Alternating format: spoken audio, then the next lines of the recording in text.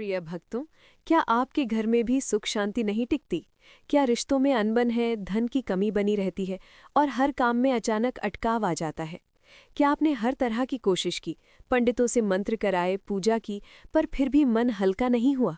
तो सुनिए, हाथ जोड़कर विनती करता हूँ, आज की ये शनि और शिव की कथा आपके लिए है, क्योंकि भगवान शंकर अर्थात शिव आपसे कुछ कहना चाहते हैं और ये शनिवार की कथा सुनने वाले की सारी परेशानियां दूर कर सकती है। अब ध्यान लगाइए, क्योंकि ये कथा अधूरा ना छोड़े। चैनल इंट्रो नहीं, सीधे कथा की तरफ चलते हैं। विवेक की छाया और शिव की पहली पुकार। विवेक का नाम सुनते ही गांव के बुजुर्गों की आंखों में हंसी आ जाती थी। क्यों ना आनी चाहिए?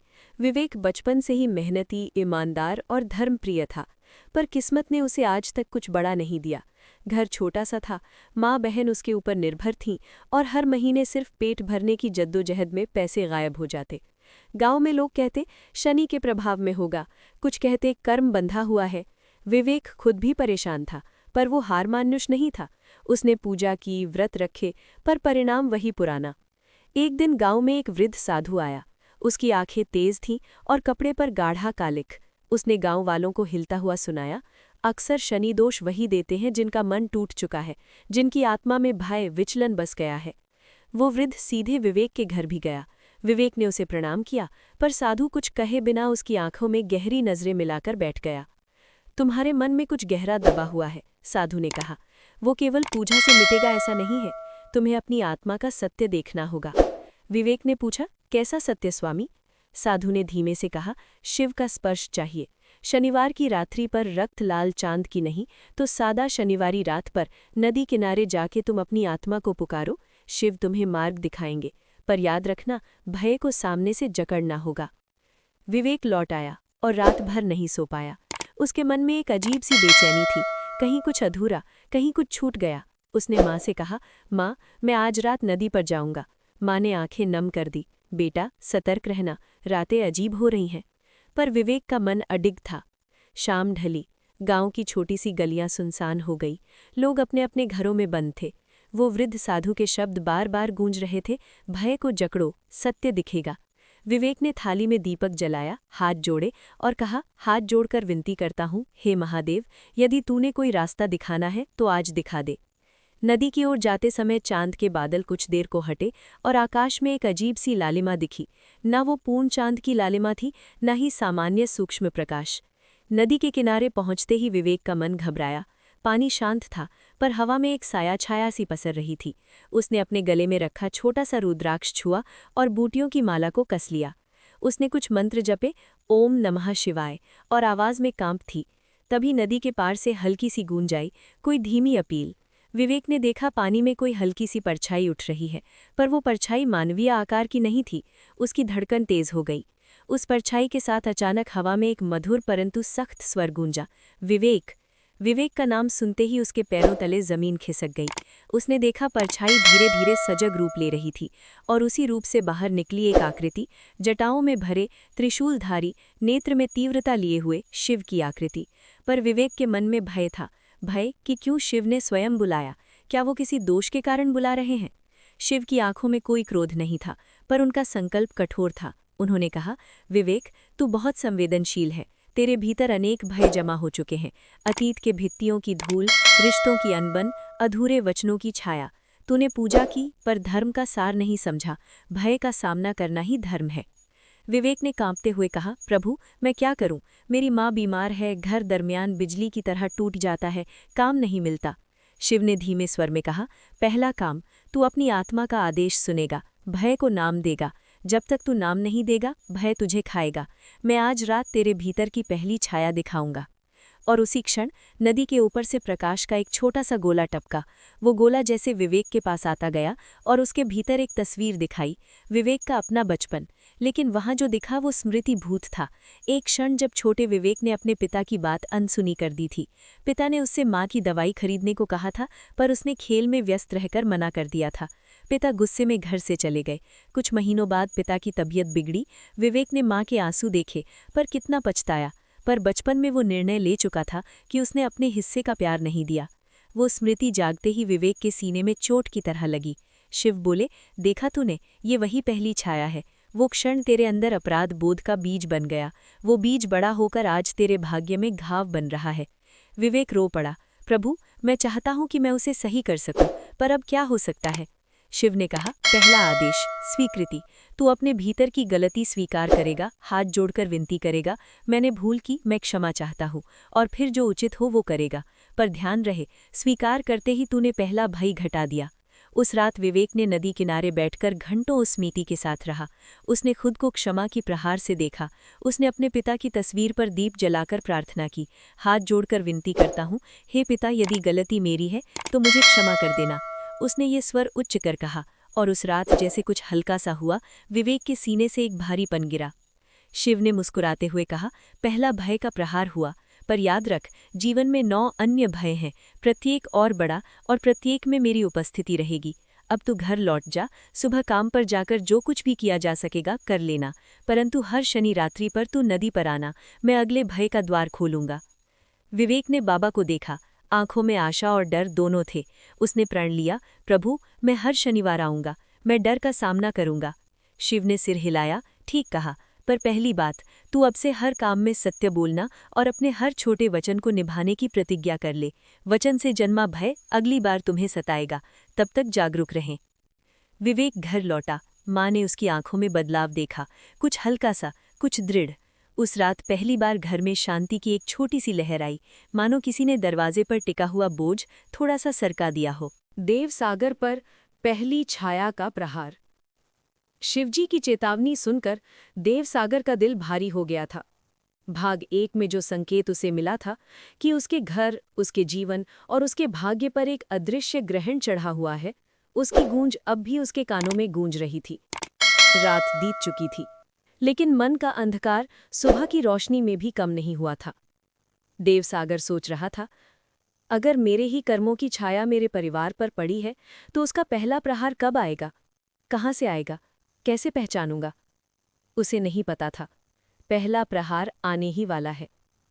अजीब सुबह, जब घर ने सांस रोक ली। सुबह के समय देवसागर की माँ ने उससे कहा, बेटा, आज पूजा के फूल लाने बाहर जाना मत। घर में अजीब सा सन्नाटा है, जैसे कुछ होने वाला हो।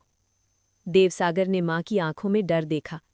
ये वही माँ थी जो हर कष्ट में सबसे आगे खड़ी हो जाती थी, लेकिन आज उनका चेहरा सफेद था, उनकी आवाज टूट रही थी।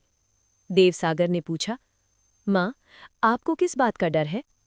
माँ ने कहा, बेटा, आज शनि का प्रभाव बहुत भारी है, तू अकेला बाहर मत जाना, और अगर कुछ भी अजीब लगे तो तुरंत शिवजी का नाम लेना। देवसागर को कुछ समझ नहीं आया, लेकिन उसने माँ की बात मान ली। घर में अचानक ठंडी हवा का एक झोंका आया, इतना ठंडा कि दिए की लौ कांप कर बुझने वाली थी। माँ ने घबराकर कहा, यही है संकेत, यही है पहली छाया का प्रवेश। देवसागर स्तब्ध। पहली छाया घर की दीवारों पर दौड़ने लगी। कमरे की एक दीवार पर एक लंबी काली रेखा उभरने लगी। धीरे धीरे वो हिलने लगी, फिर मानो सांप की तरह दीवार पर रेंगने लगी। देवसागर की सांस अटक गई। उसने अपने जीवन में ऐसा कुछ कभी नहीं देखा था। माँ ने घबराकर कहा, आंख मत झपकना बेटा, ये छाया अभी अपना रूप बदलेगी। देवसागर ने हिम्मत जुटाई। दीवार पर बनी वो रेखा अब एक आकृति बन चुकी थी, एक लंबा टेढ़ा मेढ़ा अंधकार जिसके कोई हाथ पांव नहीं थे, पर लगता था जैसे वो घर में मौजूद हर जीव की धड़कन पर नजर रख रहा हो। देवसागर ने पूछा, माँ, ये क्या है? माँ बोली, ये वही पहली छाया है जिसका संकेत शिवजी ने दिया था। जहां घर में अनबन, कर्ज, बीमारियां अचानक बढ़ जाएं, समझो ये छाया सक्रिय हो चुकी है। देवसागर का दिल धड़क उठा। उस छाया ने पहली बार आवाज निकाली। वो छाया धीरे धीरे फूली, लंबी हुई और फिर दीवार से अलग होकर हवा में तैरने लगी। और तभी एक ऐसी आवाज आई जो किसी जीव की नहीं, किसी इंसान की भी नहीं थी। वो आवाज थी दर्द की, घुटन की और प्रतिशोध की। उसने कहा, देवसागर। आवाज भारी, टूटी हुई। देवसागर ने कांपते हुए पूछा, तू कौन है? आवाज फिराई, मैं तेरे घर की पहली परीक्षा हूं, पहला भय, पहला ग्रहण, पहला प्रहार। देवसागर पीछे हट गया। माँ कांप गई। ये बोल कैसे सकती है? ये छाया तो जीती जागती है। छाया बोली, देवसागर, तेरे घर की विपत्तियां मेरे कारण नहीं, तेरे कर्मों के कारण है। देवसागर चौंक गया। मेरे कर्म? कौन से कर्म? छाया हंसी, एक डरावनी, सूखी, खोखली हंसी। तूने किसी का वचन तोड़ा है। छाया ने कहा, कई वर्ष पहले तूने किसी को वादा किया था, लेकिन पूरा नहीं किया। देवसागर स्तब्ध। उसने याद करने की कोशिश की, लेकिन कुछ याद नहीं आया। मैंने कौन सा वचन तोड़ा? छाया चिल्लाई, सोच, सोच कि किसका भरोसा तूने तोड़ा था। वहीं से शुरू हुआ तेरे घर का ग्रहण। देवसागर भय से कांप उठा। उसे अब समझ आया, पहला छाया प्रहार उसके अतीत के किसी वचन से जुड़ा है। लेकिन कौन सा? उसे कुछ याद नहीं। अचानक नीले प्रकाश का एक गोला देवसागर और उसकी मां के बीच उतर आया। फिर महादेव का स्वर गूंजा, देवसागर, संभल जा। ये छाया तेरे खिलाफ नहीं, तेरी चेतना को जगाने आई है। देवसागर ने हाथ जोड़कर कहा, प्रभु, मैंने क्या गलती की? कौन सा वचन तोड़ा मैंने? शिव बोले, देवसागर, तेरा पहला भय वचन का बंधन है। इसे नष्ट करने का तरीका युद्ध नहीं, स्वीकार है। देवसागर बोला, मैं स्वीकार करता हूं प्रभु, मैंने गलती की। मैं अपना वचन पूरा करूंगा। जैसे ही उसने ये कहा, छाया थोड़ा सिकुड़ गई। पहली छाया का संदेश और अगली चेतावनी। छाया ने अंतिम बार कहा, वचन का बंधन कम हुआ है, लेकिन टूटा नहीं है। अगली परीक्षा में तुझे अपने भीतर के पाप का सामना करना होगा। देवसागर पूछता रहा, अगली परीक्षा क्या है? कौन सा पाप? लेकिन छाया धुएं में बदलकर धीरे धीरे हवा में विलीन हो गई। कमरा शांत। दिया फिर जल उठा। देवसागर ने गहरी सांस ली, लेकिन मन में बेचैनी अभी भी बनी थी। शिवजी बोले, देवसागर, पहला भय समाप्त हुआ। अब अगला भय तेरी आत्मा का दर्पण खोलेगा।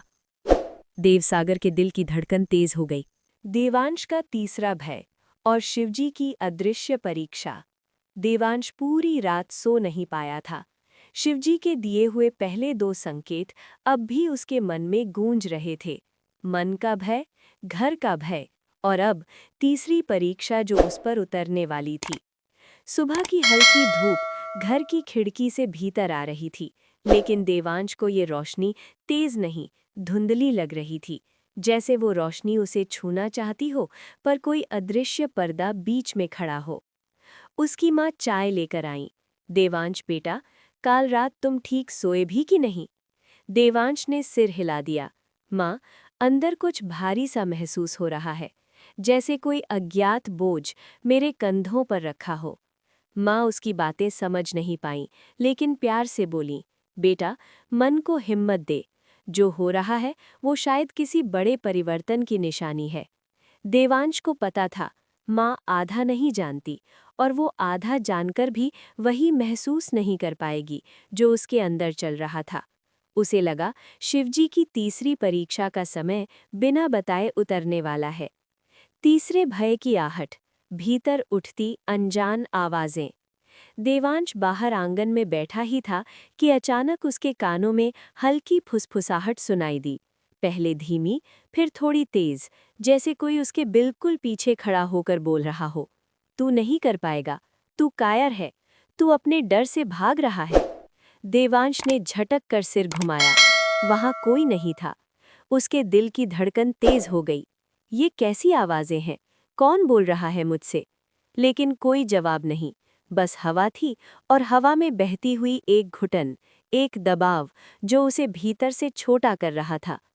देवांश ने घबराकर आंखें बंद की और तभी हवा में हल्की राख जैसी धूल उठी। आंगन के बीचों बीच एक काली लहर सी जमीन पर फैली और उसी के बीच महादेव का स्वर गूंजा, देवांश। देवांश तुरंत हाथ जोड़कर बोला, प्रभु, मैं आपकी शरण में हूँ, कृपा करिए। ये आवाजें क्या हैं? शिवजी बोले, ये आवाजें तेरी नहीं, तेरे ही दबे हुए भय का रूप है। आज तेरी तीसरी परीक्षा स्वयं संदेह का अंत है। देवांश स्तब्ध। वो जानता ही नहीं था कि उसके भीतर इतना गहरा डर छिपा बैठा है। अचानक आंगन की धूप एकदम मद्धम हो गई। चारों ओर से हल्का धुआं उठने लगा और उसी धुएं में से एक आकृति उभरने लगी। पहले पैर, फिर हाथ, फिर चेहरा और अंत में पूरा शरीर। वो देवांश जैसा ही दिखता था, लेकिन उसकी आंखें खोखली, कंधे झुके हुए, होंठ चिढ़ाने वाले और उसके शरीर में मानो सैकड़ों दरारें। उसने खुरदुली आवाज में कहा, मैं हूं तेरा सबसे पुराना भय, आत्मसंदेह। देवांश पीछे हट गया। तू? मैं? कैसे? आत्मसंदेह का वो जीव बोला, तेरी हर असफलता में मैं था। जब तूने किसी काम की शुरुआत की और बीच में ही छोड़ दिया, मैं था। जब तूने खुद को कमजोर समझा, मैं था। देवांश के कदम लड़खड़ा गए। उसे समझ आया, ये आवाजें बाहर की नहीं थीं, ये उसके ही मन की थीं, जो आज तक दबी हुई थीं और अब रूप लेकर सामने खड़ी थीं। आत्मसंदेह का वो जीव अचानक तेजी से आगे बढ़ा और उसके दोनों हाथ देवांश की ओर फैले। हवा भारी हो गई। देवांश को लगा जैसे उसके पैरों में अदृश्य जंजीरें बंधने लगी हों। वो हिल तक नहीं पा रहा था। आत्मसंदेह की आवाज, तू कभी सफल नहीं होगा, तू जन्म से ही हारने वाला है, तेरा भविष्य अंधकार है। देवांश की आंखों में आंसू आ गए, उसके कान बजने लगे, दिल बैठने लगा। उसे लगा ये जीव उसे अंदर से खींचकर तोड़ देगा। इससे पहले कि देवांश हार मानता, शिवजी की आवाज दहकते हुए आकाश में गूंजी, देवांश, ध्यान से सुन, आत्मसंदेह को शक्ति तू ही देता है। जब तू कहता है मैं नहीं कर पाऊंगा, तो ये जीव बलवान बन जाता है। लेकिन अगर तू कह दे, हाँ मुझ में कमी है, पर मैं उसे ठीक करूंगा, तो ये भय उसी क्षण टूटने लगता है। देवांश ने कांपते हुए पूछा, प्रभु, क्या मैं इसे हरा सकता हूँ? शिव बोले, भय को हराने के लिए पहले उसे स्वीकार करना पड़ता है। देवांश ने अपने आंसू पूछे। धीरे धीरे उसने आत्मसंदेह वाले जीव की ओर देखा। वो अभी भी चिल्ला रहा था, उसे कमजोर कर रहा था, उसे झुका रहा था। देवांश ने दांत भींचकर कहा, हाँ मैं डरता हूँ। जीव चौंका, उसने पहली बार पीछे कदम लिया। देवांश ने जोर से कहा, हाँ कई बार मैं खुद को कमजोर महसूस करता हूँ। जीव की आंखों में कंपन उठा। देवांश आगे बढ़ा, लेकिन इसका मतलब ये नहीं कि मैं हार जाऊंगा। मेरी कमजोरी ही मेरी पहली ताकत है, क्योंकि अब मैं उसे पहचान चुका हूँ। आत्मसंदेह का वो जीव टूटने लगा, उसके शरीर की दरारें फैलने लगीं। उसने डर कर चिल्लाया, नहीं, तू मुझे कैसे हरा रहा है? देवांश चिल्लाया, क्योंकि मैं अब तुझसे नहीं डरता हूँ। जैसे ही देवांश ने ये कहा, उसके पैरों की जंजीरें टूट गईं। जीव का पूरा शरीर धुएं में बदलने लगा। वो आखिरी बार चिल्लाया, अगर तू खुद पर विश्वास कर लेगा, तो मेरी मृत्यु निश्चित है। देवांश ने दृढ़ता से कहा, तो फिर समाप्त हो जा, क्योंकि आज से मैं अपने आप पर विश्वास करता हूँ। अगले ही क्षण वो जीव धुएं की राख बनकर उड़ गया। आंगन का प्रकाश तेजी से लौट आया। हवा हल्की हो गई। देवांश ने पहली बार अपने भीतर जन्म लेती शक्ति महसूस की। महादेव बोले, देवांश, तूने जिस शक्ति को जगाया है वो छोटी नहीं। आज से तेरे जीवन में आत्मसंदेह का अंधकार कभी वास नहीं करेगा। मैं तुझे तीसरा वरदान देता हूँ, विश्वास दीप। ये दीप तेरे भीतर हमेशा जलता रहेगा और अंधकार तुझसे दूर भागेगा। देवांश हाथ जोड़कर बोला, प्रभु, मैं आपकी बिना कुछ नहीं। शिव बोले, अब तू मेरे करीब आ रहा है, लेकिन चौथी परीक्षा तेरे जीवन का सबसे संवेदनशील अध्याय खोलेगी। देवांश का दिल जोर से धड़क उठा। अतीत का अनसुना रोदन और शिव जी का चौथा संकेत। रात आधी गुजर चुकी थी। आकाश में बादल गहरे नीले रंग की चादर की तरह फैले हुए थे। हवा बिल्कुल स्थिर, मानो किसी के आदेश का इंतजार कर रही हो। अरव की आंखों में नींद का नाम नहीं था। महादेव की तरफ से मिली तीसरी चेतावनी उसके भीतर गूंज रही थी। तेरे जीवन की असल जड़, तेरे संघर्ष का मूल, तेरे अतीत के एक ऐसे घटनाक्रम में छिपा है जिसे तूने कभी समझा ही नहीं। अरव ये सोचकर कांप उठता, एक ही जीवन का अतीत इतना भारी कैसे हो सकता है? उसके कानों में माँ के स्वर घुमड़ने लगे, थके, टूटे और हमेशा कुछ छुपाते हुए। आज पहली बार उसे अपने ही घर की दीवारें अजनबी लगने लगी थीं। घर के कोने में बैठी माँ और वो न बोली जाने वाली आह। अर्धरात्रि बीत चुकी थी जब अरव ने देखा कि उसकी माँ दिए की कमजोर लौ के सामने बैठी हल्का सा रो रही थी। अरव धीरे से पास गया। माँ, कुछ परेशान है क्या? माँ चौंक गई। उन्होंने आंसू पोंछे और बोली, नहीं बेटा, कुछ नहीं, बस यूं ही। लेकिन अरव अब बच्चा नहीं था। समस्याएं उसके चारों तरफ खड़ी थीं। बड़ा भाई कहीं नहीं टिक पाता, परिवार में रोज अनबन, कामों का बिगड़ना, यहाँ तक कि घर में अजीब सी थकावट बनी रहती थी। अरव ने माँ का हाथ पकड़ लिया। माँ, आप मुझे बताइए, कहीं ये सब मेरे कारण तो नहीं हो रहा? माँ की आंखों से आंसू टपक गए। उन्होंने अपना चेहरा ढक लिया। बेटा, मेरे पास तेरे सवालों का जवाब नहीं है, पर एक बात सच है, तेरा जन्म सामान्य नहीं था। अरव का दिल धड़क उठा। सन्नाटा और शिव जी का आगमन। अचानक दिए की लौ तीव्रता से कांपी। कमरे में एक हल्की परंतु दिव्य चंदन सुगंध फैल गई। हवा रुक गई और अगले ही पल कमरे के कोने में एक हल्का नीला प्रकाश उतरने लगा। अरव समझ गया, महादेव उसी के सामने उतर रहे हैं। उसने हाथ जोड़कर कहा, प्रभु, मैं आपका स्वागत करता हूँ, कृपया मार्ग दिखाइए। शिव का स्वर गूंजा, अरव, तो जिस सत्य से भागता रहा वही आज तेरे सामने आएगा। अतीत का द्वार खुलता है। शिवजी ने अपना त्रिशूल आगे बढ़ाया। उसके सिरे से एक उजली किरण निकली और हवा में घूमने लगी। धीरे धीरे वो किरण कमरे के बीचों बीच एक गोल चमकदार द्वार का रूप लेने लगी। पारदर्शी, लेकिन भीतर अंधकार घूम रहा था। अरव घबराकर बोला, प्रभु, ये क्या जगह है? शिव बोले, ये तेरे अतीत का द्वार है, तेरे बचपन का, उस घटना का जिसे आज तक किसी ने न बताया और तूने कभी समझने की कोशिश नहीं की। अरव के पैरों में मानो कंपकंपी दौड़ गई। द्वार में प्रवेश और भूले हुए स्मृतियों का तूफान। जैसे ही द्वार चमक उठा, अरव को मगा उसके शरीर को किसी अद्भुत शक्ति ने आगे धकेल दिया हो। अगली ही सांस में वो खुद को एक पुराने घर में खड़ा पाया। कमजोर लकड़ी की दीवारें, टूटी खिड़कियां और हवा में धूल की हल्की गंध। ये उसका बचपन का घर था, लेकिन बेहद अलग, सूना, भयावह, अजीब तरह से खाली। कमरे के अंदर एक चारपाई पर उसकी माँ बैठी थी, बहुत जवान, बहुत डरी हुई, और उनकी गोद में एक बिल्कुल छोटा बच्चा, अरव ही था। पर उस कमरे में कोई और था, एक पुरुष, अरव का पिता। लेकिन ये पिता वो नहीं था जैसा उसे माँ ने बताया था।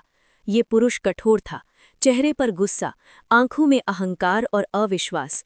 वो माँ पर चिल्ला रहा था, मैंने कहा था ये बच्चा अशुभ है, इसके आने के बाद मेरे सारे काम बंद हो गए।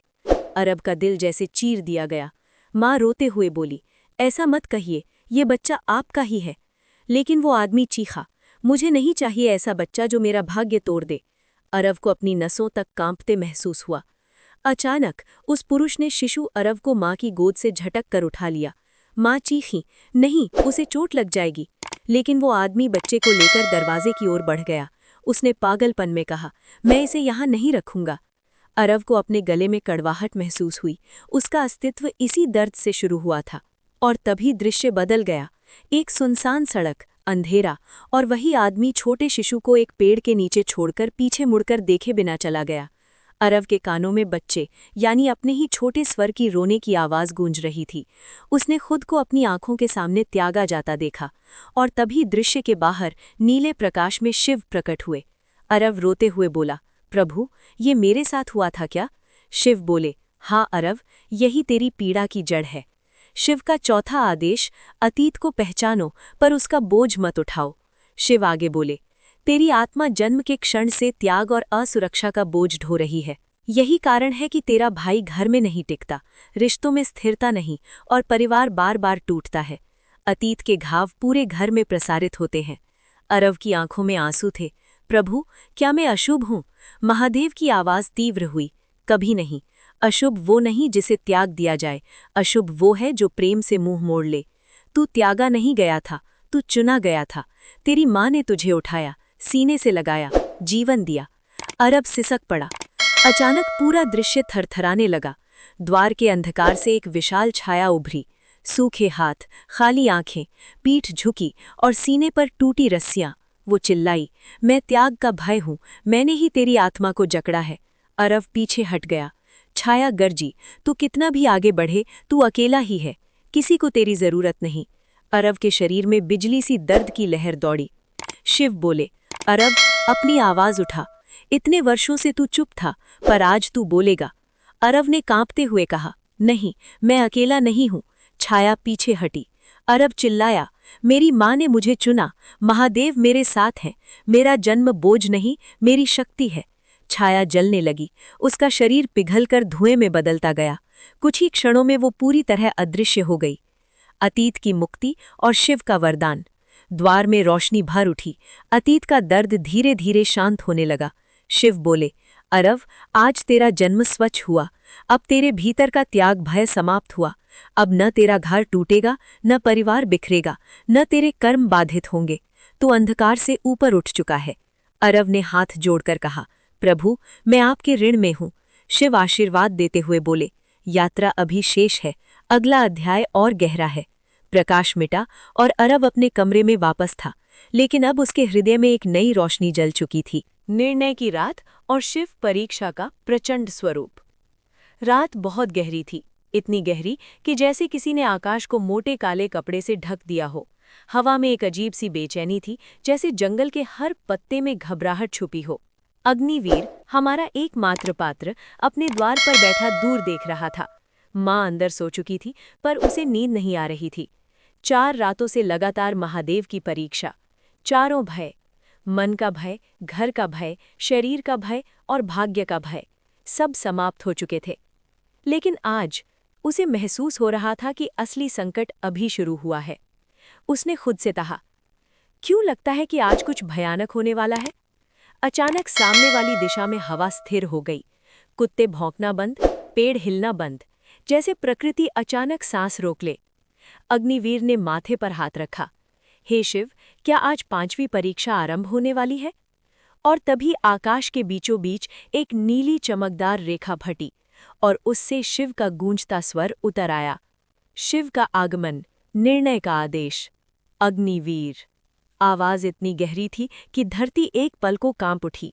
अग्निवीर हाथ जोड़कर बोला, प्रभु आपकी वाणी सुनने को तत्पर हूं, आज कौन सी परीक्षा है? शिव बोले, आज की परीक्षा अन्य सभी से कठिन है। पहले 4 भय तेरे बाहर थे, आज का भय तेरे निर्णयों के भीतर छिपा है। अग्निवीर घबरा गया। प्रभु, निर्णय का भय? शिव बोले, हाँ, मनुष्य पूरे जीवन में निर्णय लेने से डरता है। गलत रास्ते के डर से वो सही रास्ता भी छोड़ देता है। ये ही 5वां भय है, निर्णय का भय। अग्निवीर ने सिर झुका लिया। उसके जीवन में ये भय सच था। उसे हमेशा निर्णय लेने में डर लगता था, कहीं गलत न हो जाए, कहीं किसी को दुख न पहुंचे, कहीं उसका कदम उसके पूरे परिवार को मुश्किल में न डाल दे। महादेव बोले, आज तुझे यही भय हराना है। जंगल में मार्ग का दोराहा। शिव का स्वर शांत हो गया और उनके आदेश से अचानक अग्निवीर के सामने जंगल की ओर एक रास्ता खुल गया। पर यह साधारण रास्ता नहीं था। कुछ दूर जाकर वो 2 हिस्सों में बंट जाता था। एक मार्ग पूरी तरह उजला, शांत, फूलों से भरा। दूसरा मार्ग अंधकार, तेज हवा और कांटों से भरा। अग्निवीर ने आश्चर्य से पूछा, प्रभु ये 2 रास्ते क्या दर्शाते हैं? शिव बोले, यही निर्णय की परीक्षा है। पहला मार्ग आसान है, लेकिन जहां ले जाएगा वहां तेरी आत्मा कमजोर होगी। दूसरा मार्ग कठिन है, कांटे हैं, अंधेरा है, पर वही तुझे सत्य तक पहुंचाएगा। आज तू क्या चुनता है, ये तेरी आत्मा का भविष्य तय करेगा। अग्निवीर ने दोनों रास्तों को देखा। पहले पर गुलाब के पत्ते थे, दूसरे पर टूटे हुए कंकड़ और उभरी हुई जड़ें। उसका दिल दहल गया। अचानक पेड़ों के बीचों बीच धुएं का गुबार उठा और उस धुएं से एक विचित्र दानव प्रकट होने लगा। उसके सिर पर 3 चेहरे, हर चेहरे पर अलग भाव, एक डर, एक भ्रम, एक लालच, शरीर कांटों से भरा और हाथों में टूटी हुई दिशाएं। वो गरजता हुआ बोला, मनुष्य तू निर्णय नहीं कर पाएगा, तू मैं हर रास्ते को धुंधला कर दूंगा। अग्निवीर कांप गया। ये दानव ही उसका 5वां भय था, निर्णय का भय। दानव का पहला प्रहार, भ्रम का धुआं। अचानक दानव ने अपने पहले चेहरे से एक घना धुआं फेंका। वो धुआं अग्निवीर के सामने दोनों मार्गों को ढकने लगा। पहला सुंदर मार्ग अब टूटा फूटा दिखने लगा। दूसरा कठिन मार्ग अब एकदम नरम और आसान दिखने लगा। अग्निवीर घबरा गया। ये क्या हो रहा है? शिव बोले, यही भ्रम का प्रहार है। निर्णय का भय हमेशा सच को झूठ और झूठ को सच दिखाता है। इसलिए तू आंखों पर नहीं, दिल पर भरोसा कर। अग्निवीर ने आंखें बंद की और उस क्षण उसे अपने हृदय में कंपन महसूस हुआ। पहला मार्ग उसे खाली लग रहा था। दूसरा मार्ग कठिन होने के बाद भी उसे भीतर से पुकार रहा था। लेकिन दानव हंस पड़ा। तू गलत चुनेगा, तू असफल होगा, तेरा परिवार टूट जाएगा। अग्निवीर लड़खड़ा गया। दानव का दूसरा प्रहार, डर का बोझ। दानव ने दूसरा चेहरा खोला, उससे हजारों आवाजें निकलने लगी। तू कौन होता है निर्णय लेने वाला? तेरे फैसले हमेशा गलत होते हैं। तू दूसरों को दुख देगा। तुझे हक नहीं किसी दिशा का चुनाव करने का। हर आवाज अग्निवीर के सीने पर भारी पत्थर की तरह गिर रही थी। उसका मन चकराने लगा। वो गिरने लगा। शिव का आदेश, डर नहीं, दिशा देख। अचानक महादेव का स्वर गूंजा। अग्निवीर, तू लड़ने आया है या हारने? जो व्यक्ति निर्णय लेने से डरता है वो जीवन को खो देता है। आज जो दिशा तेरे भीतर से पुकार रही है उसी को चुन। अग्निवीर ने गहरी सांस ली। उसके हृदय की धड़कन तेज हुई। उसने दानव की आंखों में देखा और कहा, डर तुम हो, निर्णय मैं हूं। दानव बुरी तरह कांप गया। अग्निवीर का निर्णय। धुआं हटने लगा। दोनों मार्ग फिर दिखने लगे। अग्निवीर ने बिना एक पल गवाए दूसरे कठिन मार्ग पर कदम रख दिया। कांटे थे, अंधेरा था, हवा तेज, पर अग्निवीर ने सिर ऊंचा रखा। उसके कदम जमते गए। अचानक दानव गरजा, नहीं, तू कैसे कठिन रास्ता चुन सकता है? अग्निवीर बोला, क्योंकि आसान रास्ता मेरी आत्मा को नहीं बदलता, पर कठिन रास्ता मेरे अस्तित्व को जगाता है। दानव का शरीर फटने लगा। निर्णय का भय नष्ट। दानव चीखा और उसका शरीर धुएं में बदलकर हवा में उड़ गया। अग्निवीर जैसे हल्का हो गया।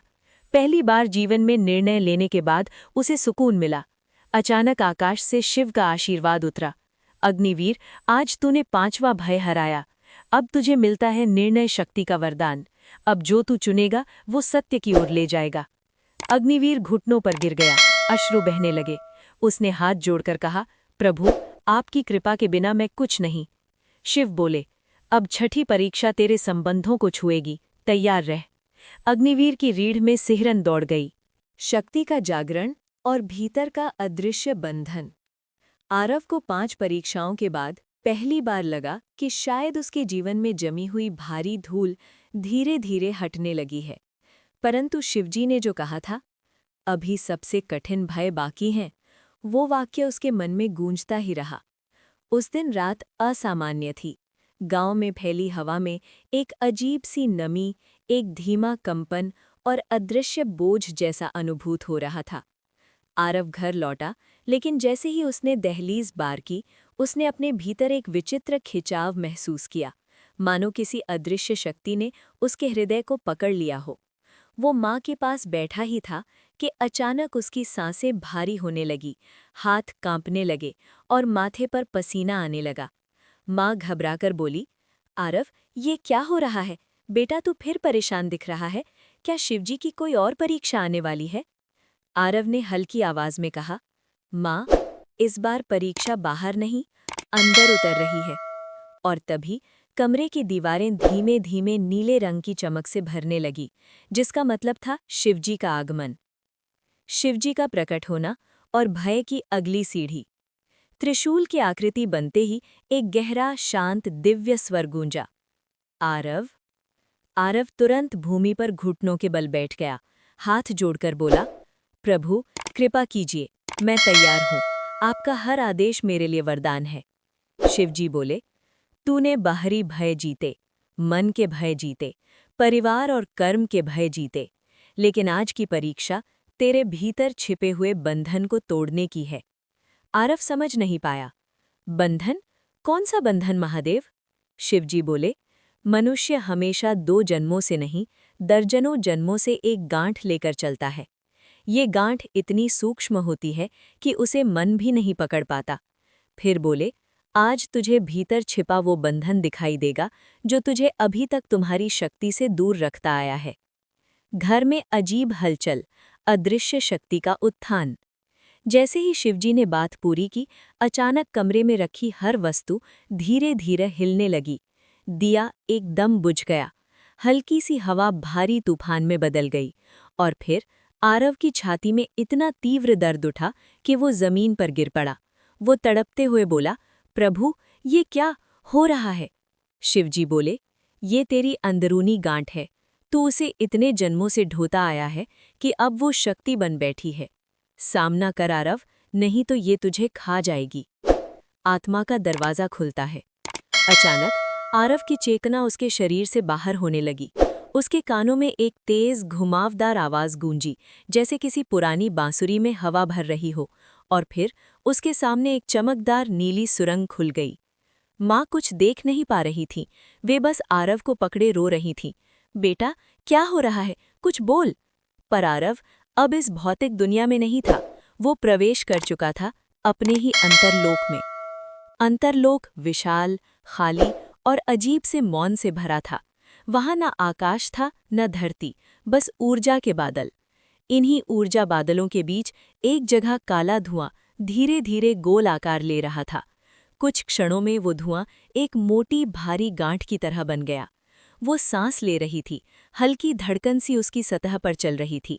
आरव को देखते ही वो गुर्राकर बोली, आखिरकार तू मुझे देखने आ ही गया। आरव पीछे हट गया। तुम कौन हो? गांठ हंसी, मैं वही हूं जिसे तूने हर जन्म में टाल दिया। मैं तेरी आत्मा की गांठ हूं। शिवजी की आवाज अंतरलोक में गूंजी, आरव, ये तुझमें छिपी शक्ति है जिसे तूने कभी पूरा इस्तेमाल नहीं किया। हर जन्म में तूने डर के कारण अपनी शक्ति का उपयोग नहीं किया। शक्तियां दबी रह गईं, और दबी हुई शक्ति धीरे धीरे गांठ बन जाती है। आरव ने कांपते हुए पूछा, प्रभु, ये शक्ति दानव बन सकती है? शिवजी बोले, हर अव्यक्त शक्ति जब तक नियंत्रित नहीं होती, दानव बन जाती है। गांठ गरजी, हाँ आरव, मैं वही हूं जिसका उपयोग तू कभी नहीं कर पाया। अब या तो मुझे अपनाओ या मुझ में दब कर रहो।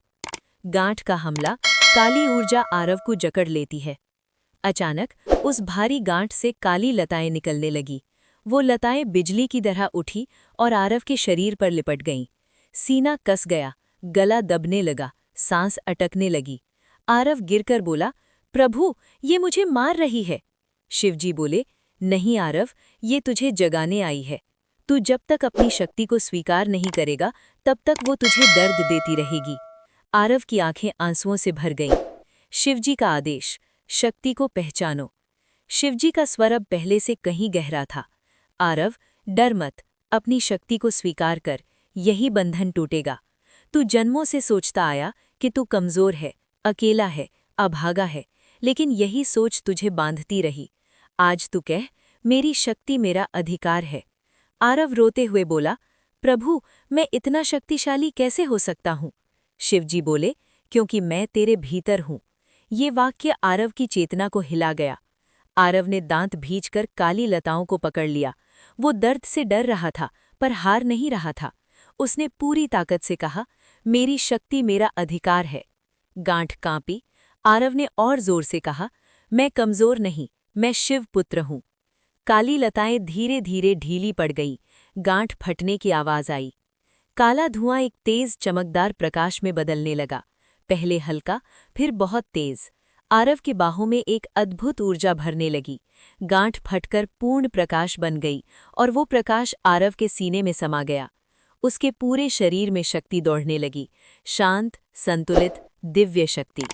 शिवजी का छठा वरदान, अव्यक्त शक्ति का जागरण। आरव, तूने आज अपनी वास्तविक शक्ति को पहचाना। अब से तू कभी बंधन में नहीं रहेगा। मैं तुझे छठा वरदान देता हूँ, अव्यक्त शक्ति का जागरण। अब तेरी जड़ें हिलेंगी नहीं, तेरी पहचान टूटेगी नहीं, तू प्रकाश में चलेगा। आरव ने सिर झुका दिया। प्रभु, आज मैंने जाना कि कमजोरी डर की देन है, स्वभाव की नहीं। शिवजी मुस्कुराए, अभी 4 परीक्षाएं और हैं आरव, तैयार हो जा, क्योंकि अगली परीक्षा तेरे भाग्य को बदलने आएगी। आरव गहरी सांस लेकर बोला, प्रभु, मैं तैयार हूँ। देवराज की 7वीं परीक्षा, क्रोध का अग्नि तूफान। रात धीरे धीरे गहरी होती जा रही थी। देवराज की आंखों में नींद नहीं थी। पिछली परीक्षाओं से उसका मन थका हुआ था, पर आत्मा पहले से ज्यादा जाग चुकी थी। फिर भी एक डर भीतर चुपचाप तैर रहा था, एक ऐसा डर जिसे वो पहचान नहीं पा रहा था, पर उसकी परछाई ने उसके मन की दीवारों पर कई दिनों से चोट मारना शुरू कर दिया था। आज वही परछाई शिवजी द्वारा निर्धारित 7वीं परीक्षा बनकर उसके सामने प्रकट होने वाली थी। देवराज ने आकाश की ओर देखा। तारे चमक रहे थे, लेकिन आज हवा कुछ अलग थी, जैसे वातावरण कोई बड़ा रहस्य छुपा रहा हो। उसे एक हल्का कंपन महसूस हुआ, पहले पैरों में, फिर रीढ़ में और फिर पूरे शरीर में। देवराज ने डरते हुए कहा, प्रभु, क्या परीक्षा शुरू होने वाली है? अचानक उसके सामने नीला प्रकाश तैरने लगा। समय जैसे थम गया और महादेव का गंभीर स्वर गूंजा, देवराज। देवराज ने हाथ जोड़कर कहा, प्रभु, आपकी शरण में हूं, आदेश दीजिए।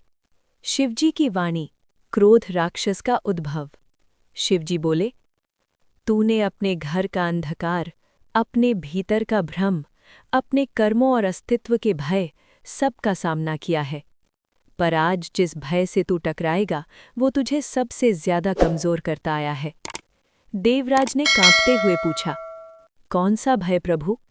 शिव बोले, क्रोध का भय। देवराज चौंतरा, क्रोध? क्या ये भी भय हो सकता है? महादेव बोले, हाँ देवराज, जब मनुष्य का क्रोध उसके विवेक को खा जाए, जब उसका गुस्सा उसके रिश्तों को जला दे, जब उसके शब्द दूसरों को आहत कर दें, तो ये क्रोध नहीं, भय का दानव बन जाता है। देवराज के हृदय पर जैसे चोट पड़ी। उसने अपने जीवन की कई घटनाएं याद की, जब वो माँ से बात करते समय भारी आवाज में बोल देता था, जब छोटी छोटी बातों पर गांव वालों से भिड़ जाता था, जब दूसरों की गलती न होने पर भी उन पर चिल्ला देता था। और सबसे बड़ी बात, उसका यही क्रोध उसे जीवन में बार बार पछतावा देता था। देवराज ने सिर झुका लिया, प्रभु, मैं स्वीकार करता हूँ, क्रोध ने मुझे कई बार कमजोर किया है। शिवजी बोले, आज तेरा दर्पण सामने आएगा। अचानक धरती कांपने लगी, हवा तेज होने लगी, चांद बादलों में गायब हो गया और दूर से एक लाल अग्नि की लपट उठने लगी। देवराज घबरा गया, प्रभु, ये क्या है? शिवजी बोले, तेरे क्रोध का दानव, जिसे तू वर्षों से सींचता आया है, आज वो बाहर निकलकर तेरे सामने पूर्ण रूप में खड़ा होगा। देवराज के पैरों के नीचे की मिट्टी पिघलने लगी और ठीक उसके सामने धरती फटी और उस फटने से धीरे धीरे एक भयावह आकृति बाहर आने लगी। क्रोध का राक्षस, अंगार दैत्य।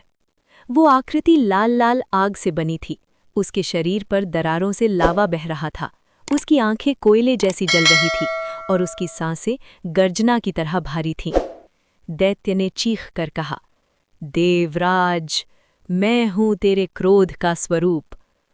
तूने जितने भी क्षण अपना धैर्य खोया, जितनी बार अनावश्यक चिल्लाया, जितनी बार दूसरों को चोट पहुंचाई, वो सारी अग्नि मैं बनकर तेरे भीतर पनपी हूं। देवराज पीछे हट गया। दैत्य आगे बढ़ते हुए बोला, तूने सोचा तू शक्तिशाली है? नहीं, तेरा क्रोध ही तुझे चलाता है। देवराज ने सिर पकड़ लिया, वो कांपने लगा। दैत्य ने हाथ फैलाए और उससे निकली आग देवराज को घेरने लगी। देवराज चीख उठा, आह प्रभु, ये आग मेरे भीतर घुस रही है। शिवजी बोले, क्योंकि ये आग तूने ही बनाई है। देवराज दर्द सहते हुए बोला, प्रभु, मैं इसे कैसे रोकूं? महादेव बोले, क्रोध का नाश क्रोध से नहीं, धैर्य से होता है, लेकिन धैर्य सिर्फ शब्द नहीं, संयम का रूप है। देवराज ने गहरी सांस ली, पर आग और तेज हो गई। दैत्य हंसने लगा, तू संयम कहाँ से लाएगा? तू तो हमेशा अपने शब्दों से लोगों को जलाता आया है, अब वही आग तुझे भस्म करेगी। शिव का आदेश, अग्नि को स्वीकार कर। शिवजी बोले, देवराज, भाग मत, अब समय है सीधे अपने क्रोध से सामना करने का। देवराज ने आंखें बंद की, चेहरा आंसुओं से भीग गया। वो धीरे से बोला, हाँ, मैं मानता हूँ, क्रोध ने मुझे अंधा किया, मैंने दूसरों को दुख दिया, पर मैं आज इसे जलाने नहीं दूंगा। जैसे ही उसने ये कहा, अग्नि हल्की होने लगी। दैत्य गरजा, नहीं, ऐसा मत कर, तेरा डर ही मेरा भोजन है। देवराज ने गहरी सांस ली और पूरे मन से कहा, हे महादेव, मुझे धैर्य दो, मेरे शब्दों में मधुरता दो, मेरे विचारों में शांति दो। एक उजला प्रकाश देवराज की छाती से उठा। वो प्रकाश दैत्य की ओर बढ़ा और जैसे उसे छूते ही उसके शरीर की दरारें भरने लगी, आग बुझने लगी और उसकी ऊर्जा कमजोर पड़ने लगी। दैत्य ने दर्द से चिल्लाया, नहीं, तू मेरे बिना कुछ नहीं। देवराज ने दृढ़ता से कहा, मेरी शक्ति तुम नहीं, मेरी शांति है। दैत्य कांपने लगा, उसका पूरा शरीर धीरे धीरे धुएं में घुलने लगा। क्रोध दैत्य का अंत। दैत्य ने अंतिम बार आंखें उठाकर कहा, अगर तूने कभी क्रोध को अपने दिल में जगह दी, मैं लौट आऊंगा। देवराज ने बिना डरे कहा, मैं लौटने नहीं दूंगा, मैं अपने मन का स्वामी हूं। और ये सुनते ही दैत्य एक तेज प्रकाश में बदलकर वायुमंडल में विलीन हो गया। चारों ओर शांति फैल गई। देवराज ने पहली बार अपने दिल को हल्का महसूस किया। शिवजी का 7वां वरदान, धैर्य की महाशक्ति। शिवजी बोले, देवराज, आज तूने अपने सबसे प्रज्वलित भय का नाश किया। मैं तुझे 7वां वरदान देता हूं, धैर्य तत्व की शक्ति। अब तेरा मन तेज नहीं भटकेगा, तेरे विचार क्रोध से नहीं घिरेंगे, तेरी वाणी शांति का रूप लेगी। देवराज ने आंखें बंद कर धन्यवाद दिया। प्रभु, मैं जीवन के हर क्षण में शांति का मार्ग अपनाऊंगा। महादेव बोले, अभी 3 परीक्षाएं शेष हैं और ये तीनों जीवन, मृत्यु और आध्यात्मिक शक्ति से जुड़ी होंगी। देवराज के हृदय में एक नई जिज्ञासा जन्म चुकी थी। शिवजी की चौथी परीक्षा, आत्मबल और सत्य का उजाला। रात और भी भारी होती जा रही थी।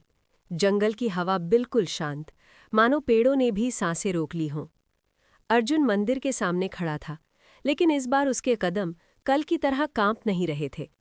उसके भीतर एक धीमी धीमी आग जाग चुकी थी, जिसे शिवजी ने स्वयं प्रज्वलित किया था।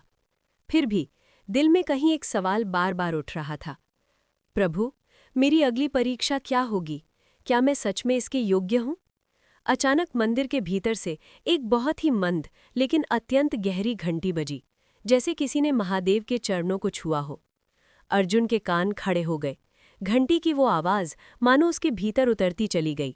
जैसे ही वो मंदिर के द्वार के करीब पहुंचा, पूरा वातावरण नीली बिजली सा चमक उठा और एक परिचित लेकिन पूर्व से कहीं अधिक गंभीर आवाज गूंजी, अर्जुन। अर्जुन ने हाथ जोड़कर कहा, प्रभु, मैं आपकी अगली आज्ञा सुनने के लिए तैयार हूं। मेरी आत्मा, मेरा मन, मेरा तन सब आपकी परीक्षा के लिए प्रस्तुत है। महादेव का स्वर पहले से अधिक गूढ़ था। आज की परीक्षा सबसे कठिन नहीं, लेकिन सबसे सत्य है। आज तू स्वयं से भटके बिना अपने सच्चे स्वरूप का सामना करेगा। अर्जुन घबरा गया। प्रभु, मैंने तो पिछले जन्मों का भय भी देखा, भोली पशु आत्माओं का करुण रूप भी देखा, अपने मन की परछाइयों से भी लड़ा। अब और क्या शेष है? महादेव बोले, सबसे बड़ा शत्रु न बाहर होता है, न भीतर के अंधकार में, वो छिपा होता है तेरे झूठे स्वरूप में, छल स्वरूप का प्रकट होना। जैसे ही शिवजी के ये शब्द समाप्त हुए, मंदिर की दीवारों से एक पतली सी धुंध उठने लगी। धुंध पहले फैलती गई, फिर सिमटती गई और अंत में एक आकृति बन गई। अर्जुन की आंखें फैल गईं। वो आकृति अर्जुन ही थी, लेकिन ये वही अर्जुन नहीं। आंखों में बनावटी चमक, चेहरे पर अनचाहा गर्व, चाल में अहंकार और हृदय की जगह खोखलापन। अर्जुन पीछे हट गया। प्रभु, ये कौन है? महादेव बोले, ये वो अर्जुन है जो तू दुनिया को दिखाता है, मजबूत, निडर, आत्मविश्वासी। लेकिन वास्तव में ये तेरे भीतर सबसे कमजोर हिस्सा है, क्योंकि ये झूठ पर आधारित है। अर्जुन कांप गया। तो ये मेरा छल स्वरूप है? शिव बोले, हाँ, आज तू इसी से लड़कर अपने सच्चे स्वरूप को जन्म देगा। छल स्वरूप का हमला, शब्दों के तीर। धुएं से बना वो झूठा अर्जुन अर्जुन को देखते ही मुस्कुराया। उसकी मुस्कान में घमंड भी था, द्वेष भी और एक अजीब सी चुभन। वो बोला, तू मुझे हराने चला है? तू जो अब तक हर संकट में रोता रहा? अर्जुन की मुट्ठियां भिज गईं। छल स्वरूप आगे बोला, तूने कभी कुछ पूरा किया है? तेरा जीवन तो डर, हीन भावना और भ्रम का ढेर है, और अब तू शिवजी का भक्त बनकर विचार करता है कि बदल जाएगा। अर्जुन की आंखों में दर्द भर आया। छल स्वरूप फिर हंसा। सच यह है कि तू मुझे स्वीकार करता है, क्योंकि तू झूठा बनकर ही जी सकता है। ये शब्द अर्जुन के दिल में तीर की तरह लगे। महादेव की चेतावनी। अर्जुन, झूठा स्वरूप सत्य के खिलाफ शब्दों का युद्ध करता है। अगर तू इन शब्दों को सत्य मान ले तो तू पराजित हो जाएगा। तेरी परीक्षा तलवार से नहीं, सत्य से है। अर्जुन ने गहरी सांस ली। उसने अपने हृदय पर हाथ रखकर कहा, प्रभु, मैं सत्य की ओर कैसे बढ़ूं? शिव बोले, सत्य तब प्रकट होता है जब तू स्वयं को पहचानता है, दृष्टि से नहीं, अंतरात्मा से। अर्जुन ने छल स्वरूप की ओर देखा। एक लंबी खामोशी के बाद वो बोला, हाँ, मैंने जीवन में गलतियां की, मैं डरता भी रहा, टूटता भी रहा, लेकिन मैं झूठा नहीं हूं। छल स्वरूप तड़प उठा। अर्जुन बोला, मैंने कभी हार नहीं मानी, इसलिए आज यहां हूं। छल स्वरूप चीखा, चुप, तू झूठ बोल रहा है। अर्जुन ने शांतिपूर्वक कहा, नहीं, आज पहली बार मैं सच बोल रहा हूं। अचानक छल स्वरूप फटने लगा। अब वो अर्जुन जैसा दिखता भी नहीं था। उसका चेहरा विकृत, आंखें लाल, शरीर धुएं की लपट जैसा और आवाज एक खोखला गड्ढा जैसी। वो बोला, मैं तेरी कमजोरी हूं। अगर तू मुझे समाप्त कर देगा तो तू अकेला पड़ जाएगा। अर्जुन चिल्लाया, मैं अकेला नहीं हूं, मेरे साथ शिव जी हैं। पूरा जंगल हिल उठा। अंतिम संघर्ष, सत्य का प्रकाश। अर्जुन ने दोनों हाथ फैलाए और गहरी सांस भरते हुए कहा, छल स्वरूप, तेरा जन्म मेरे डर से हुआ और तेरी शक्ति मेरे झूठ से। आज मैं अपने डर को स्वीकार करता हूं। जैसे ही उसने ये कहा, एक सफेद प्रकाश उसके शरीर से निकला। छल स्वरूप पीछे हट गया। अर्जुन फिर बोला, और मैं अपने सत्य को भी स्वीकार करता हूं। मैं कमजोर हूं, परंतु मैं बदल रहा हूं। ये परिवर्तन ही मेरा बल है। छल स्वरूप दहाड़ने लगा, लेकिन उसकी शक्ति जैसे खत्म हो रही थी। उसका शरीर धीरे धीरे टूटने लगा और अंततः वो सफेद धुएं में बदलकर अर्जुन के चरणों में गिर गया और विलुप्त हो गया। मंदिर में अद्भुत शांति फैल गई। महादेव बोले, अर्जुन, आज तूने अपनी आत्मा का सबसे खतरनाक शत्रु, झूठे स्वरूप को समाप्त किया। जो मनुष्य अपने सच्चे स्वरूप को पहचान ले, वो किसी से नहीं हारता। आज मैं तुझे सत्य बल का वरदान देता हूं।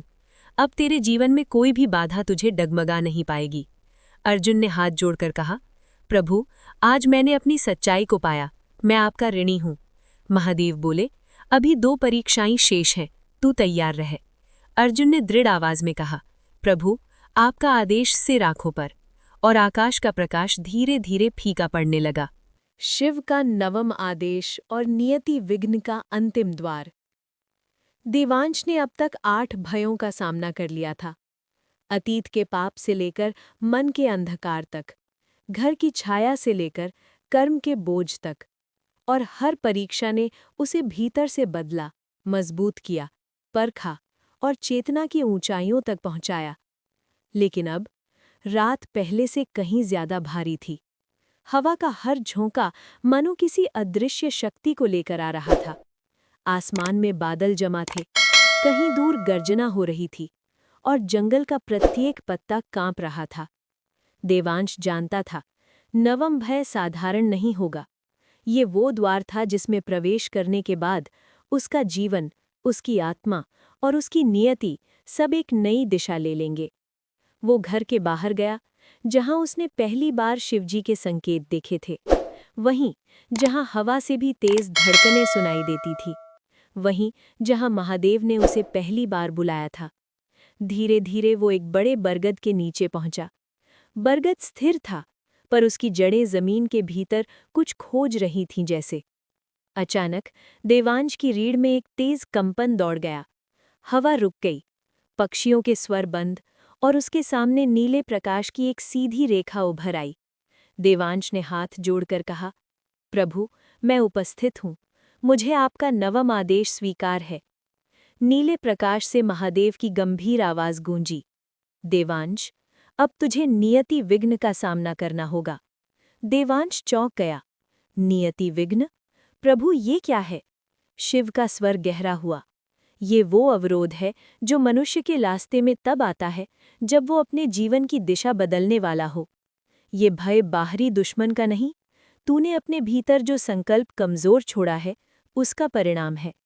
देवांश सोचने लगा, क्या उसके भीतर अब भी कोई कमजोरी बची है? क्या उसने सब कुछ सामना कर लिया और फिर भी भीतर कुछ अधूरा है।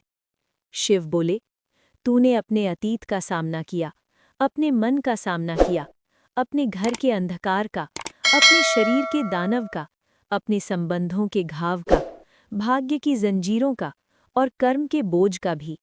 लेकिन एक भय अब भी छिपा है, भविष्य खो देने का भय। देवांश के चेहरे पर गहरी छाया पड़ी। ये वो भय था जिसे वो कभी स्वीकार ही नहीं कर पाया था।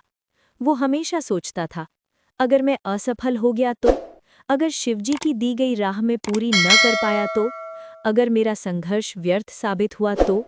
महादेव बोले, नवम भय संकल्प का भय है। तू बड़े निर्णय लेने से डरता रहा है, क्योंकि तुझे लगा कि तू उन्हें निभा नहीं पाएगा। देवांश की आंखें भर आई, उसने सिर झुटा दिया। अचानक पृथ्वी कांपी और एक विशाल द्वार उठा।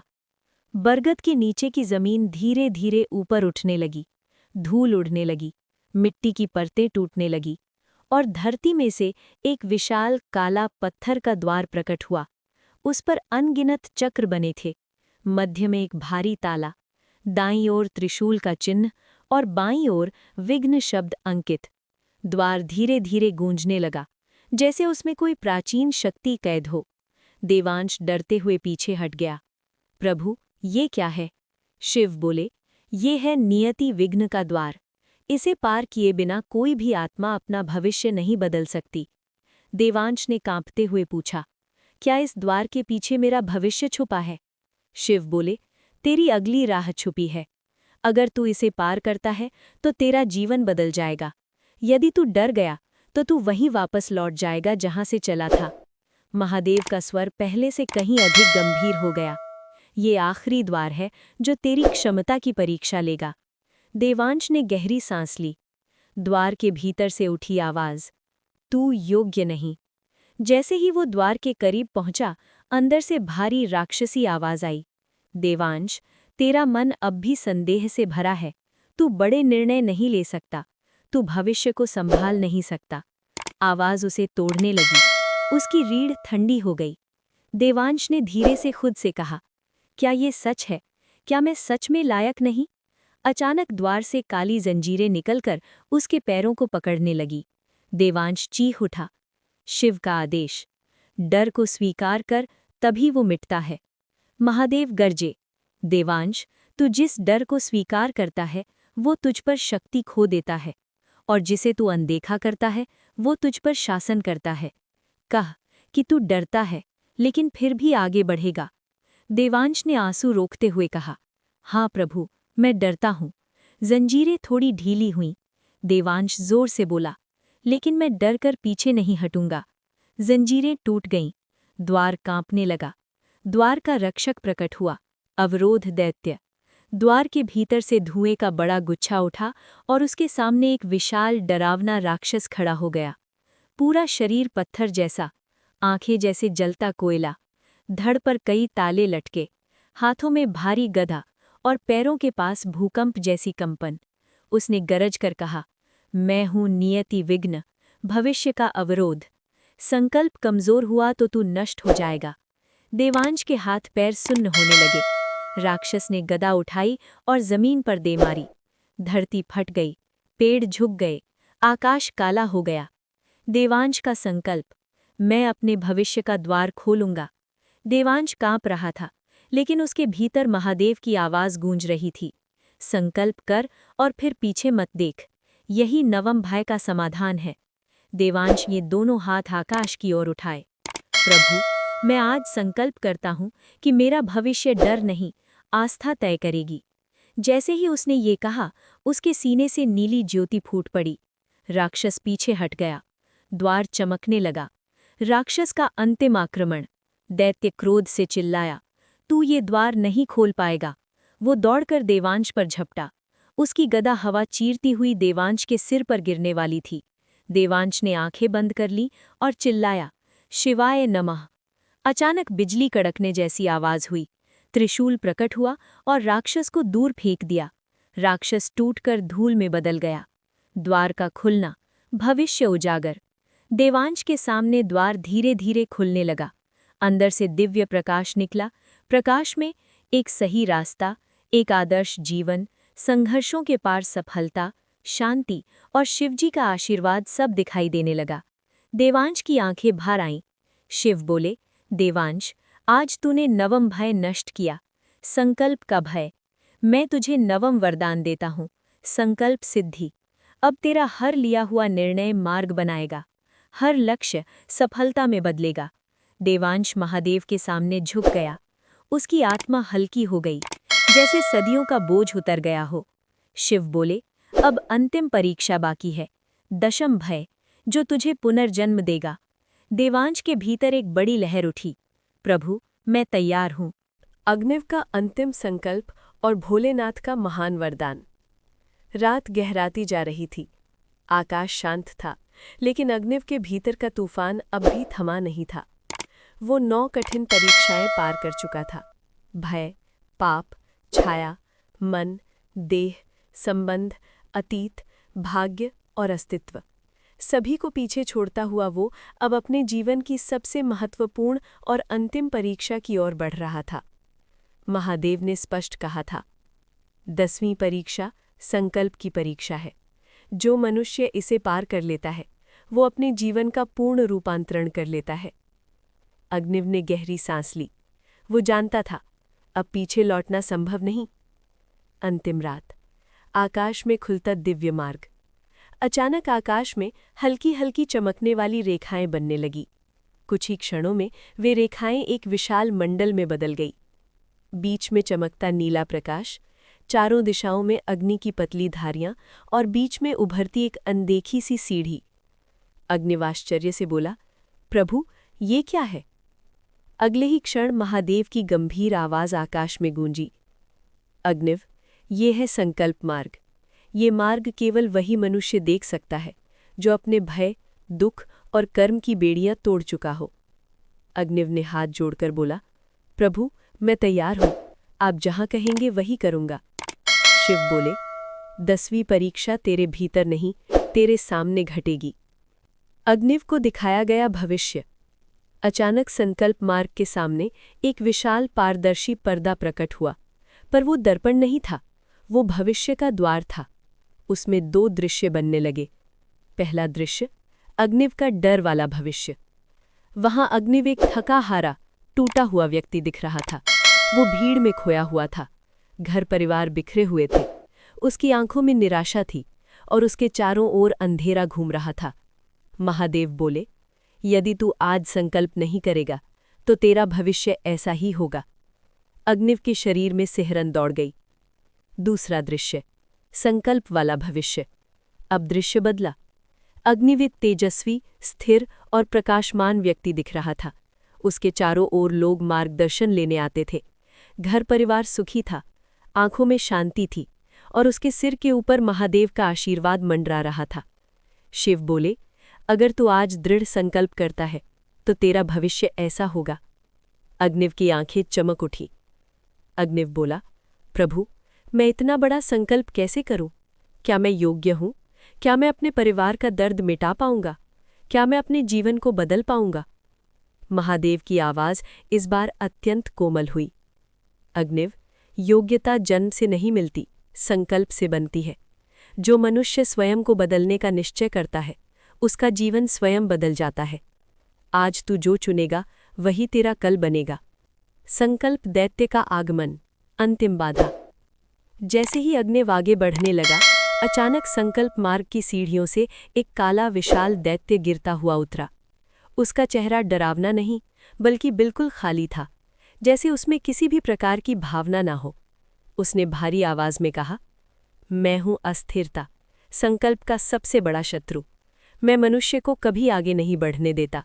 मैं कहता हूं, कल कर लेंगे, बाद में सोचेंगे, समय आने पर करेंगे।